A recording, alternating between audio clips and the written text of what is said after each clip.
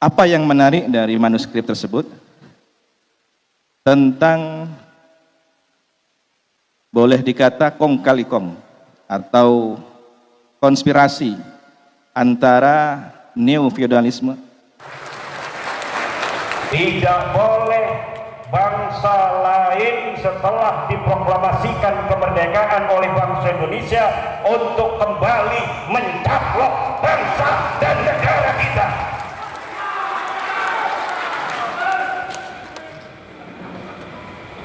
Tanpa tanggal 22 Oktober 1945 tidak ada 10 November 1945 di mana arek-arek Surabaya dan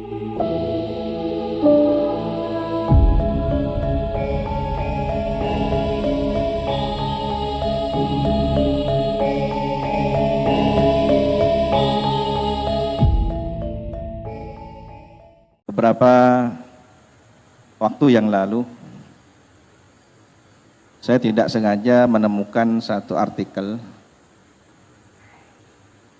tentang manuskrip naskah kuno yang tertulis tahun 1719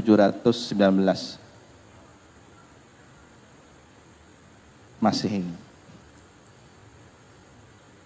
Manuskrip ini adalah tentang jejaring ulama di Nusantara.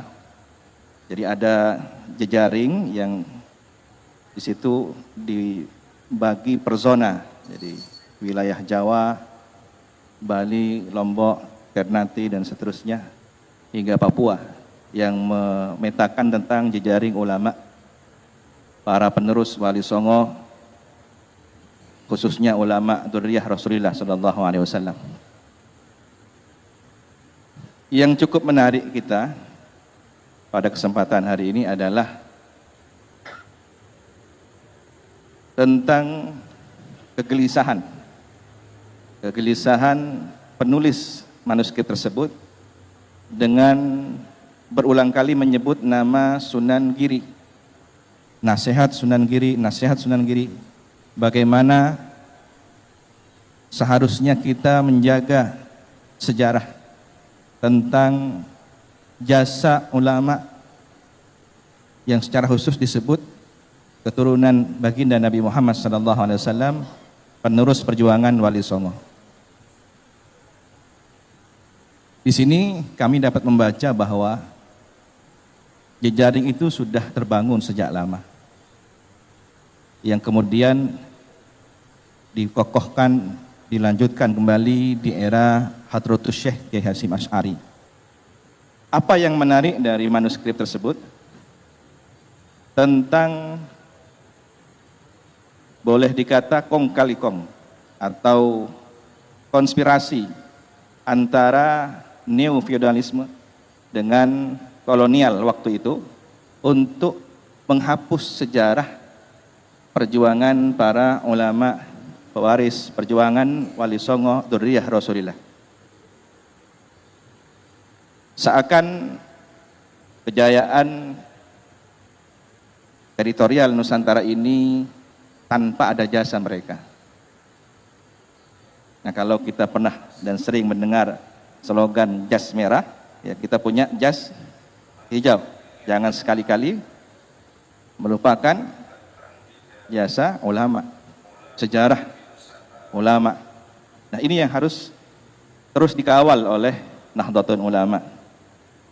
Dan ujung tombaknya sekali lagi harus kita sebagai penerus, pelanjut, dan pengkhidmah perjuangan para ulama tersebut. Teritorial Nusantara adalah bagian dakwah yang sudah mendapatkan nadrah Rasulullah, sudah dipandang oleh batin Rasul, sehingga Sunan Ampel ditugaskan untuk menyampaikan ajaran Ahlus Sunnah wal Jamaah di negeri ini. Oleh karena itu, merawat ajaran yang telah disampaikan oleh para sunan, para wali songo ini, hingga diteruskan oleh para ulama, para kiai, tuan guru, hampir di seluruh pelosok negeri ini, adalah amanat baginda Rasulullah SAW. Dan itu tercatat di Keraton Cirebon yang disalin dalam bahasa Sanskerta di Keraton Yogyakarta. Mungkin juga di Leiden atau di beberapa perpustakaan di luar negeri lainnya. Nah, ini yang kita kehilangan akar sejarahnya. Biasanya yang suka mengaku-ngaku bukan pemiliknya. Dan boleh jadi konspirasi itu dalam bentuk yang lain di masa-masa yang akan datang, yang pada akhirnya kita harus mengkhawatirkan tidak menjadi tuan di tanah sendiri. Wal'iyadzubillah, semoga terhindar dari hal tersebut. Tidak boleh bangsa lain setelah diproklamasikan kemerdekaan oleh bangsa Indonesia untuk kembali mencaplok bangsa dan negara kita.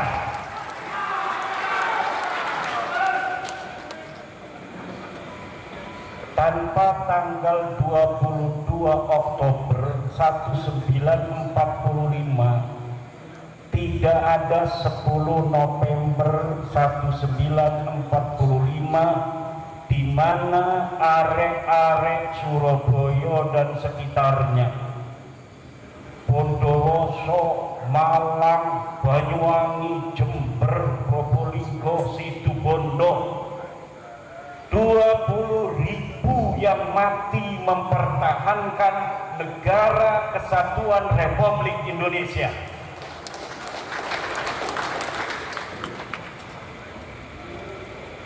Mbah Hasyim Asy'ari patut menjadi contoh bagaimana seorang ulama mencintai tanah airnya. Dan hari ini yang kumpul di sini adalah para santri-santri Mbah Hasyim Asy'ari yang mencintai negeri Indonesia ini sama seperti mencintai dirinya.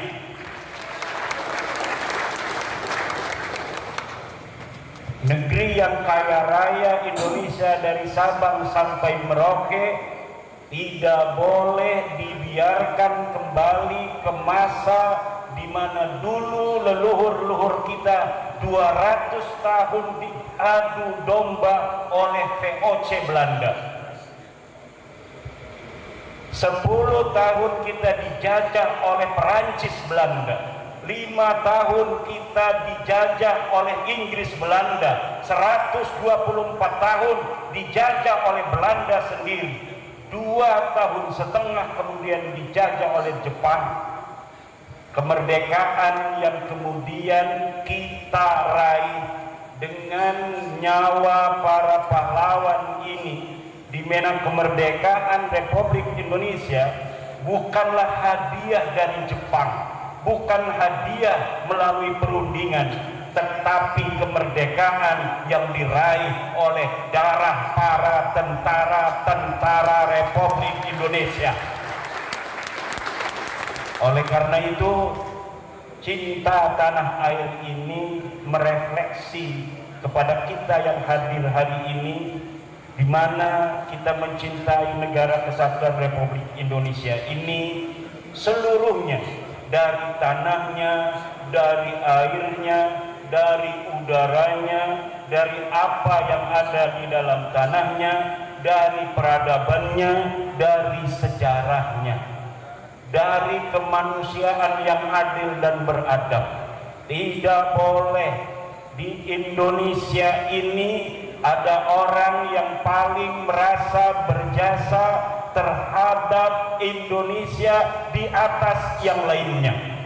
Kita suku bangsa yang banyak dari Sabang sampai Merauke, agama kita 6 agama, kebudayaan kita berbeda-beda, tapi kita satu bangsa Indonesia yang harus bersatu menghadapi segala macam tantangan dan rintangan untuk menggapai kesejahteraan umum, peradaban dunia, dan kecerdasan bagi anak-anak kita. Oleh karena itu, ketika ada orang-orang yang bukan berasal dari bangsa Indonesia merasa dirinya lebih tinggi di atas bangsa Indonesia yang telah mengorbankan nyawanya, darahnya, keringatnya, hartanya, maka ini kita tidak boleh biarkan. Kita harus luruskan kembali kesejarahan. Tidak boleh ada orang yang menulis sejarah semau sendiri, kemudian dia mengklaim kesejarahan itu, di mana manfaat dan semua upaya yang dilakukan oleh manusia-manusia leluhur-leluhur kita masa lalu untuk menggapai kemerdekaan ini seakan-akan hanya dia yang berperan. Ini yang harus kita berikan dulu agar kita mengerti bahwa bab nasab itu tidak hanya berkaitan dengan nasab sebuah klan tertentu, tetapi juga berkaitan dengan bagaimana bangsa Indonesia menjaga dan mencintai sejarah dan peradabannya. Realitas bangsa Indonesia yang berbangsa-bangsa bersuku-suku, ketika merdeka 45 kita adalah saudara. Berbedanya agama, suku bangsa, ada orang Sunda, ada orang Jawa, ada orang Bali, ada orang Kalimantan, ada orang Aceh. Semuanya di mata NKRI adalah sama, di mata Pancasila adalah sama, mempunyai hak dan kewajiban yang sama sebagai bangsa di dalam negara kesatuan Republik Indonesia. Setuju? Setuju? Siapa kita? Siapa kita? Siapa kita? NKRI, Pancasila, Nusantara, milik kita. Nusantara, Nusantara, Nusantara.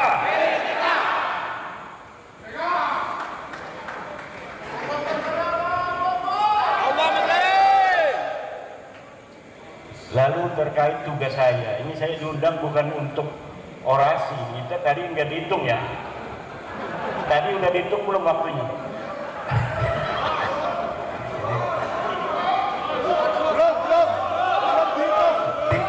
Tingkat kecerdasannya memang lebih tinggi sehingga dihitung nggak? Jadi saya susah jawabnya. Dihitung. Karena kan saya diberi tugasnya untuk membahas nasab, tapi saya belum kan? Belum bahas nasab, jadi kasih waktu lagi sebentar. Tepuk tangan untuk moderator.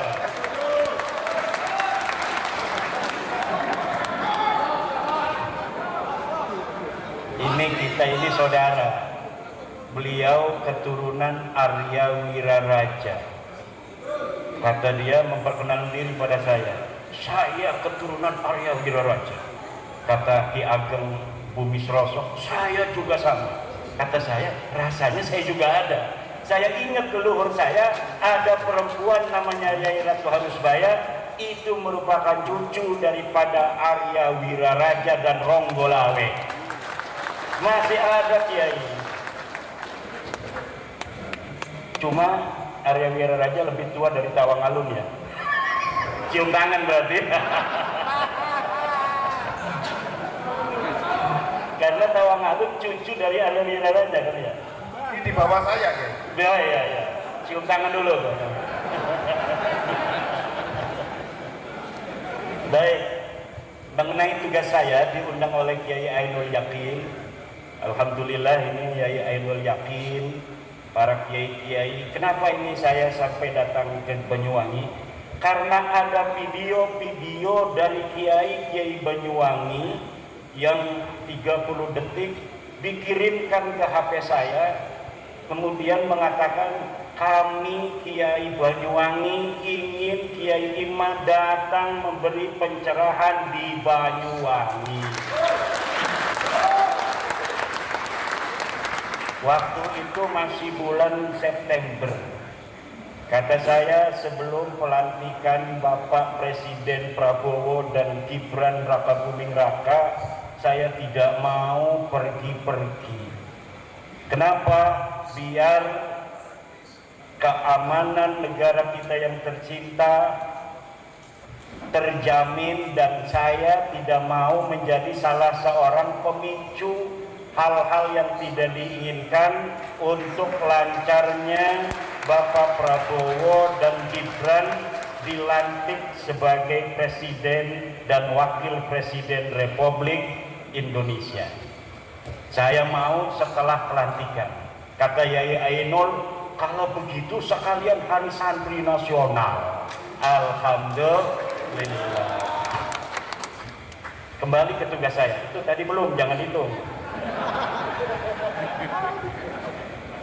Jadi ada sebuah klan yang mengaku dirinya sebagai keturunan Nabi. Ini masalahnya kan? Saya suruh ngomong itu ya. Jadi kalau saya ngomong bukan saya mau ya, tapi saya disuruh oleh moderator untuk ngomong itu. Setuju? Ada klan ngaku sebagai keturunan Nabi. Aneh turunan Nabi. Nah, pengakuan keturunan Nabi itu namanya al-khabar. Khabar itu mahtamala sidqa wal kadhiba. Sesuatu yang mungkin saja benar, mungkin saja salah. Bagaimana untuk mengetahui apakah dia benar ataukah salah? Tidak ada jalan lagi selain kita memverifikasi kebenarannya. Dari mana kita mengetahui cara piranti yang harus kita gunakan untuk mengetahui kebenaran sebuah pengakuan, sebuah klaim bahwa dirinya sebagai keturunan Nabi besar Muhammad sallallahu alaihi wasallam.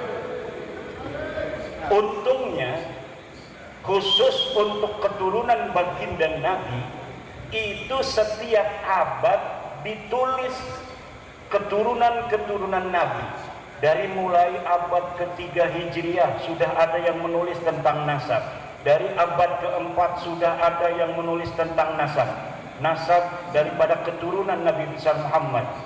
Kitab Abnaul Imam fi Misra wa Syam dikarang 199 Hijriah. Sekarang ini 1446 Hijriah. Kitab Abnaul Imam fi Misra wa Syam itu dikarang oleh Toba-Toba mengenai siapa keturunan Nabi itu sejak tahun 199 Hijriah.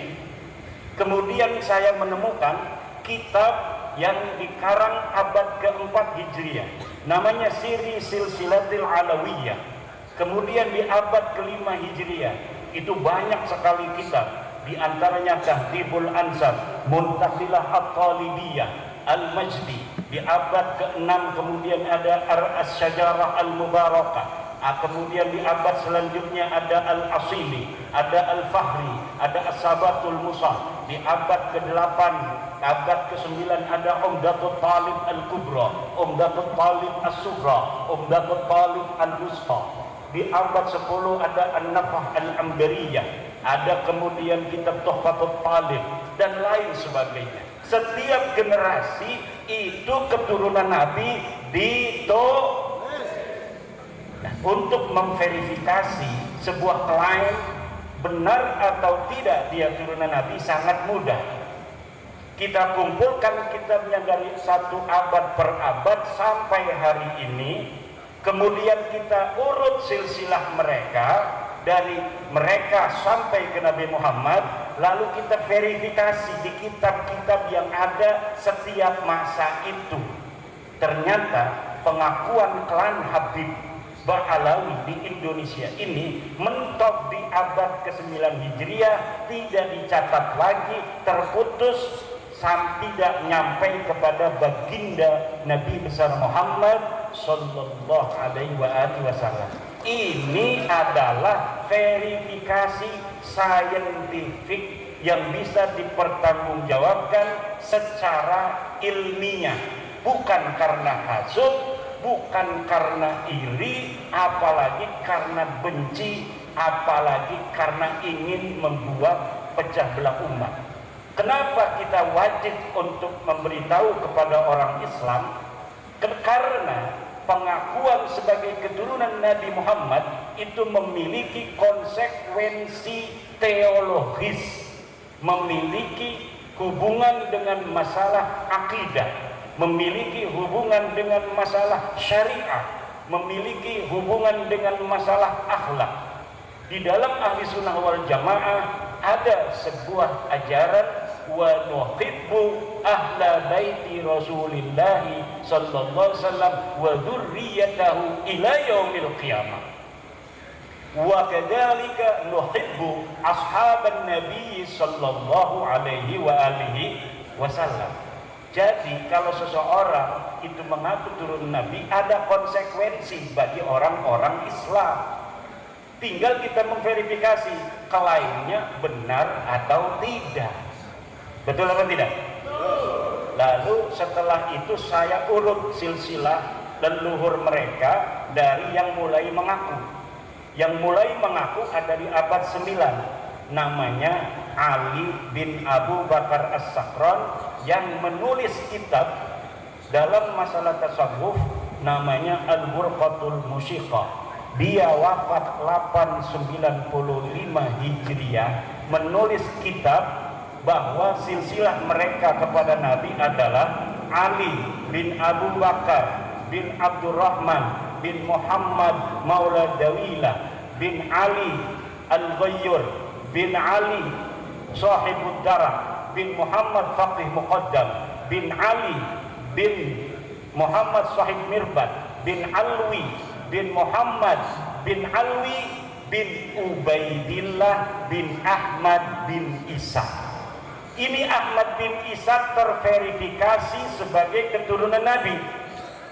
Dan setelah saya lihat Ahmad bin Isa terverifikasi di dalam kitab nasab sebagai keturunan Nabi, saya lihat anaknya ada berapa? Anaknya cuma ada 3. Muhammad, Ali, dan Husain.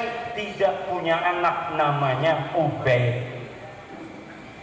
Maka karena di dalam kitab-kitab nasab yang sudah dicatat tidak ada satu kitab nasab pun yang mengatakan bahwa Ahmad bin Isa punya anak Ubaid, maka pengakuan ini Ahmad bin Isa adalah di tahun 345 Hijriah. Diakunya setelah 550 tahun 895 Hijriah. Ada keterputusan historis selama 550 tahun. Tidak terverifikasi pengakuan Ali As-Sakran di abad ke-9 itu yang mengatakan dia keturunan Nabi melalui seseorang yang bernama Ubaid bin Ahmad bin Isa. Kenapa? Karena terverifikasi, tervalidasi bahwa Ahmad bin Isa sama sekali tidak punya anak namanya Ubaid. Dengan begitu, maka secara ilmu nasab para habaib di Indonesia ini adalah nasabun batilun mardudun maudun munqati'un. Nasab yang tidak dapat disahkan melalui ilmu nasab, nasab yang terputus historisnya melalui ilmu sejarah, dan nasab palsu di dalam derajat kesahihan nasab. Tidak bisa ditolong lagi. Lah kesing bisa nolong. Pokoknya nasab ini wis dudu nasab putune Nabi. Lamun putune Nabi sing asli, iku setiap masa terverifikasi ing dalam kitab-kitab masing-masing. Misalkan iki putune Tawangalun, di dalam kitabnya ono, iki putune Tawangalun putune wong Agung Wilis ya. Apa kebalik?